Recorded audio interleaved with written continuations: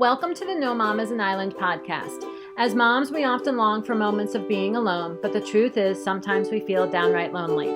The intention of this podcast is to show you that you aren't alone, that we all experience similar things along this mothering journey. If you enjoy this podcast, please stay tuned after the interview to hear of 3 easy ways you can help this podcast continue. Well, multitasking masters, whatever you are doing while you listen to this podcast, we hope you enjoy hearing the story of another mom. Today, we welcome Rebekah. Hello, Rebekah. How are you today? Hi, Andrea. I'm doing well. Thank you. It's good to talk to you. It's good to talk to you, too. Thank you for letting me interview you. Sure. I'm very much a fan of your family and the adorable children that God has blessed you with. And so I was really eager to interview you because I love the perspective that you have of parenting and with your family. So why don't you tell us about your family? Okay. Well, first, thank you. Well, my husband and I have 5 children. All of them are through adoption, international adoption.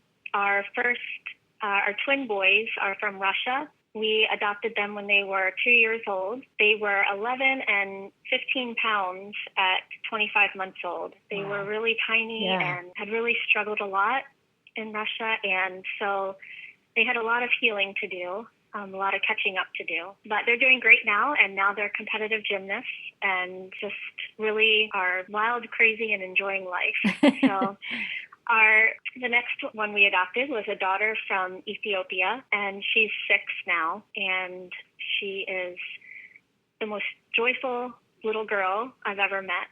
So she has no middle ground. She's either really up or really down. She's usually very joyful, and she loves playing with friends and just being busy. She has such a vibrant smile. Thank you. She does. I love her smile. Yeah. And then we adopted a little boy. He was 3 when we adopted him from China, and he's 6 now as well. He has visual deficits, and when we brought him home, he could only see light and shadows. He had very dense cataract. So he had his cataracts removed when he came home, but because he had cataracts for so long, his vision never developed. Okay. So he still has severe visual deficits. Okay. But he does very well. If you met him, you wouldn't even know because he navigates so well, and he's doing good. He's going to be my future engineer. He'll sit for hours and do connects or Legos. Oh. So I admittedly have forgotten to even give him lunch sometimes because he's so into his Legos and connects building. So that's adorable. And then we have a 3-year-old also from Ethiopia, and she's been home almost 2 years. She was 15 months when she came home, and she's my little rascal. So she fits the youngest spot very well. So they're amazing. Every family has to have that rascal, right? Keep things entertaining. Yeah. We used to joke that, certain of our children made sure that we didn't think we were like superior parents. Because certain of our kids are fairly easy, and then some of them are a little more challenging. And it's like, well, we have the challenging ones to make sure that we don't think we're fantastic. Right. Well, we gave her a middle name, an Ethiopian middle name, and I wanted it to be Salamawit because it means peaceful one. Okay. And my husband, I wanted him to choose the Ethiopian name for her, and so he chose Tesfanesh, which is hope. But she's definitely not Salamawit, so it wouldn't have fit her anyway. That's funny. But, it's like, well, that's good that we didn't have to actually change your name. Right, yes. All right, so what is your perspective on mothering or parenting? Well, I spent years longing to be a mom. Mm-hmm. Greg and I dealt with infertility, and I really felt that it was my greatest sadness. I felt that infertility was a curse, honestly. But God was working, and infertility became a great blessing to me, the greatest blessing. Right. Because through it, God gave me my most precious gift. Yes. So I know that women really struggle with infertility, and I know the grief of it. But I also know the joy of coming through and just seeing God's work through it. So, of all the children in the world, God gave us these 5 precious children to love, disciple, and to teach them about Jesus. And So I guess just in one line, my mothering perspective is I'm just thankful for each day that I have with our kids. Yeah. So It's such a healthy perspective, because sometimes in the midst of all of the needs and the rascals and the errant moments, sometimes it's hard to remember to be thankful, and yet we really all should be thankful for the blessings of our children. But it's sometimes that can be a hard perspective to have. Well, I remember the times when I longed for them. Right. And so even in the hardness and the hard days, there's just this thankfulness that I can't describe. Right. So, and just such another example of how God uses those hard times to produce such character in our hearts. When you think about, how those hard times have produced this thankful heart that you have.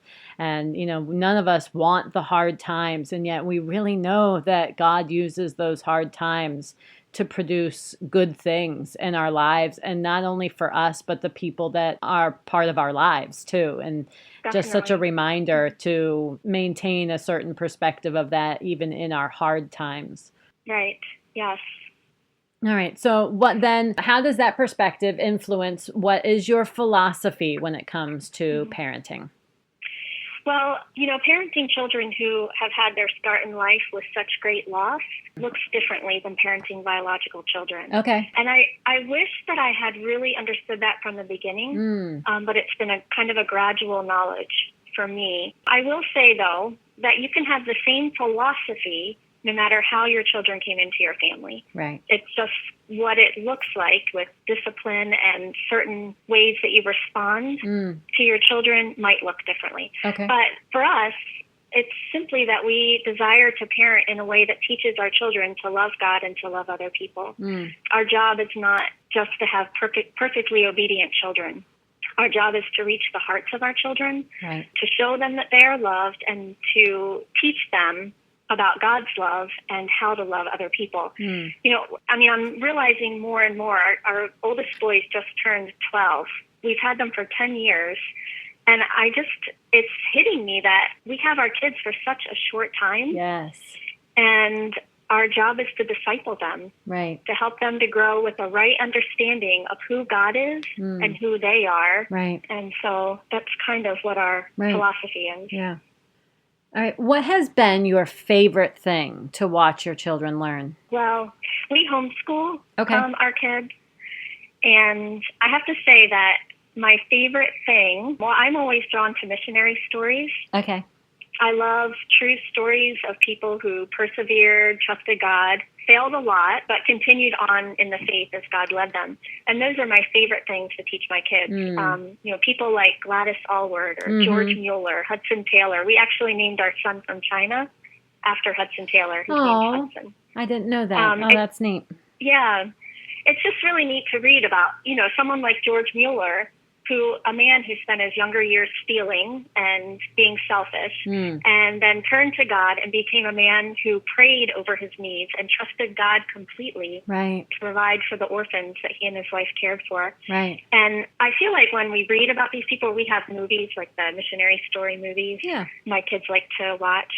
But I see faith being built into their hearts. I see them praying for people, and I love watching them learn how to pray for people. Several years ago, I don't know if you know this, but Russia closed their doors to adoption. Yes, I did know that. And our oldest sons who are from Russia still pray every single day for children in Russia to have families. Oh. And so my son Hudson, he had a friend that was left in the orphanage, and he prayed every single day for this friend in the orphanage to have a family. So every time we would sit around the table and do our morning worship time, he would pray for his little friend. And his little friend, just a few months ago, got a family, was adopted and brought home, and only lives an hour away. Oh, my word.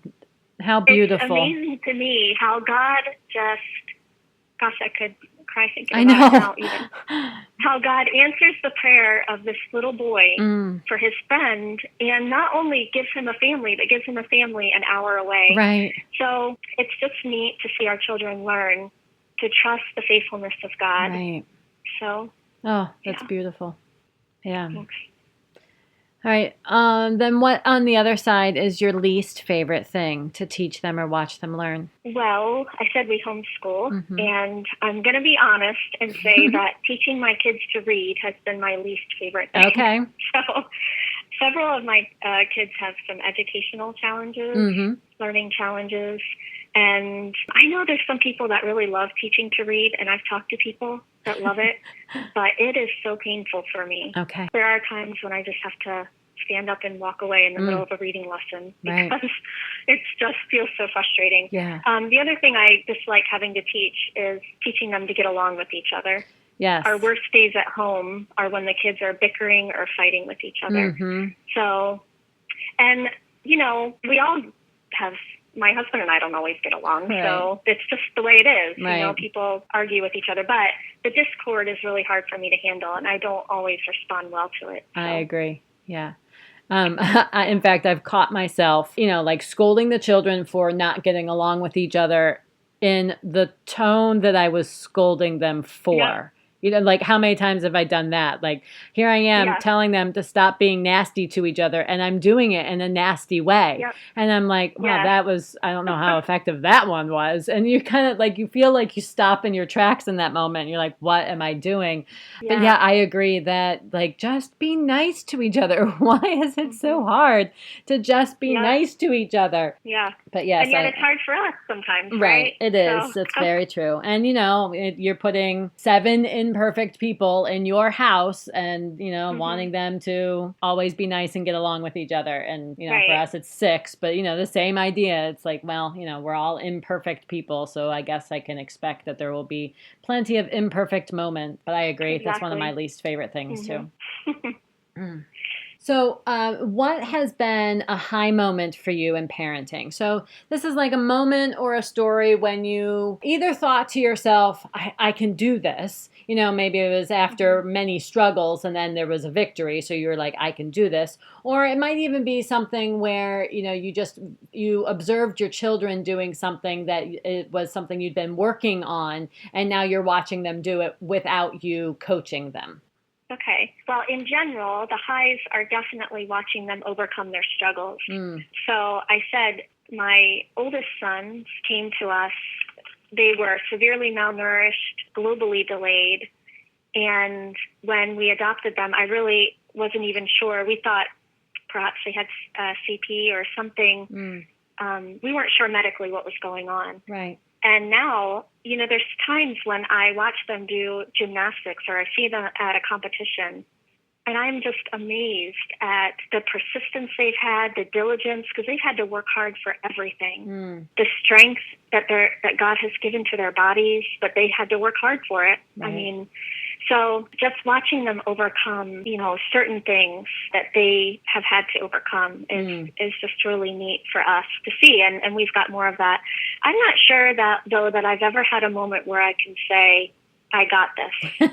I feel like I've failed more than I've not, but there's times when I've said, goodness, despite me, God's got this. Well, yes, of course. He's chosen me to be their mom. Right. And so I'm thankful that he's got my back here. But, and again, I go back to my favorite thing to teach my kids. There are moments where I see my kids praying for other people, and I think, wow, what an amazing work God is doing in their lives. Yeah. These kids coming from, different places around the world, hard things that they've already had to experience, yet God is using me, just me, little old me, to teach them about him. And I see the work of the Spirit in their lives, and it's just amazing to me. Yeah. Yeah, that's really neat.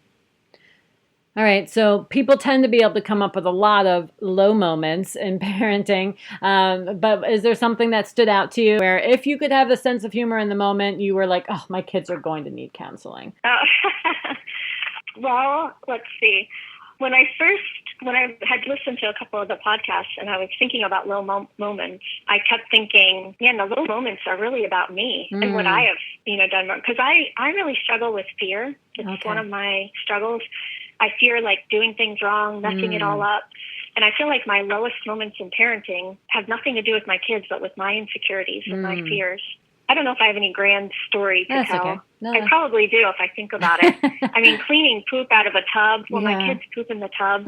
If I'm going to talk about low moments, I could probably talk about that. Yes, I'm But, sure we like, could. that can send me over the edge. Yeah, I'm sure we can all relate to moments like that where you're like, what is my life? Because you're like, what am I doing? It's like I did not anticipate. Really. One of my favorites that fall in that category, it's not necessarily a low moment, although, I mean, I guess it could fall in that category, was one time when the house had a stomach virus. And one of my children, who had a top bunk, decided to, over the side of the top bunk. So it was like a waterfall, resulting in not only all of that bunk having to be stripped down, but also the bunk below and everything within like a 4-foot radius. It was like the worst cleaning up ever. And I literally looked at the child and said, oh my word, you have to stop. Like as if a child can like stop when they're puking. But I was like, you have to stop. My goodness, that's horrible. Yeah, it was really bad. Yeah. So, yes, we've all had those special moments. Yeah, right. Yeah, just very special moments. Yeah, I've had a few more. We won't talk about those. Yes, we've all been there. Yes. So what do you do as, you have 5 children, many of which have had particular special needs from the time you've had them, and also homeschooling. What do you do for self-care? How do you make time or take time for yourself? Well, I call myself a quiet extrovert. Okay. I'm not like the life at the party and out there really loud, but I'm definitely energized by being around people. Okay. So being a stay-at-home homeschooling mom has challenged me a lot. Yes. I was a social worker before kids, and I really enjoyed working. I enjoyed being around people all day, but I love being a mom so much more. So I really need my friendships. Okay. I tell my husband, it's really good for you if I go out and have a cup of coffee with a friend and just be with my friends. I also give myself permission to look at Facebook a couple times a day. And I think moms should be made to feel guilty for looking at Facebook. Right. But it helps me to go outside of myself a little bit, outside of what's happening in our home at the moment, and just see what's happening in my friends' lives, or feel connected to the adoption community and see what is going on in people's lives in the adoption community. Right. So it may seem silly, but it feels like a little bit of a lifeline in my day to allow myself to look at Facebook. But I need to go out with friends, and I feel like it's a lifeline for me. Yeah. So. Yeah, no, that's good. Do you have a favorite parenting book? Like something that you have found that was particularly helpful? Yeah, I do. I have to remember the name of it offhand. It's an adoption parenting book. I know. It's called The Connected Child. And I love it because it really helps you understand what trauma does to the brain and how children who come to you through adoption do need you to think a little bit differently and outside of the box of normal parenting that you would with your biological children. Okay. So even children that come to you immediately from the hospital, people who adopt, like my sister-in-law, brother-in-law adopted a little boy right from the hospital domestically.